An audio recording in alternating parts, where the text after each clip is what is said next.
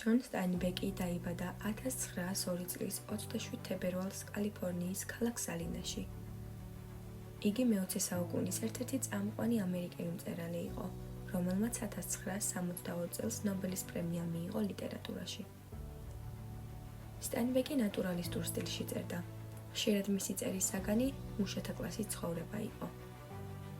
მისი 17 ნამუშევარი, მათ შორის კონსერვის რიგი და მარგალიტი, ჰოლივუდის მიერ ეკრანიზებულ იქნა.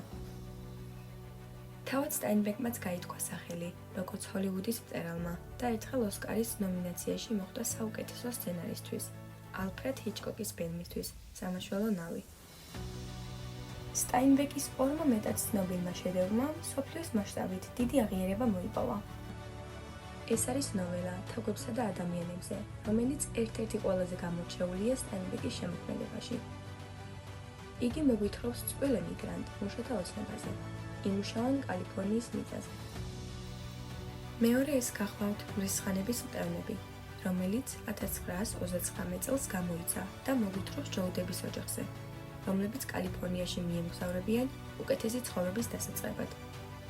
ფერმის დაკარგვის შემდეგ, დიდი დეპრესიის პერიოდში, ისინი ცდილობენ ახალი სამუშაო და უკეთესი ცხოვრების პირობები იპოვონ. ეს რომანი განსაკუთრებით წარმატებული გამოდგა. ბროდვეის პროდიუსერმა, სემ ჰარისმა, სტაინბეკს სთხოვა ამ ნოველის სცენარის ადაპტაცია დაეწერა. სტაინბეკმა რეჟისორ ჯორჯ კაუფმანის დახმარებით შეძლო ნოველის პიესად გადაკეთება. სპექტაკლი მალე ჰოლივუდის ფილმისთვის გადაკეთდა, სადაც 1939 წელს ლენის როლი შეასრულა ლონ ჩეინიმ, ხოლო ჯორჯისა კი ბერჯეს მერედითმა. ამ რომანით სტაინბეკმა ამერიკის შეერთებული შტატების საზღვრებს გარეთაც გაითქვა სახელი. ჯონ სტაინბეკი გარდაიცვალა 1968 წლის 20 დეკემბერს, თუმცა მისი ნამუშევრები დღემდე მნიშვნელოვან გავლენას ახდენენ ამერიკულ ლიტერატურაზე.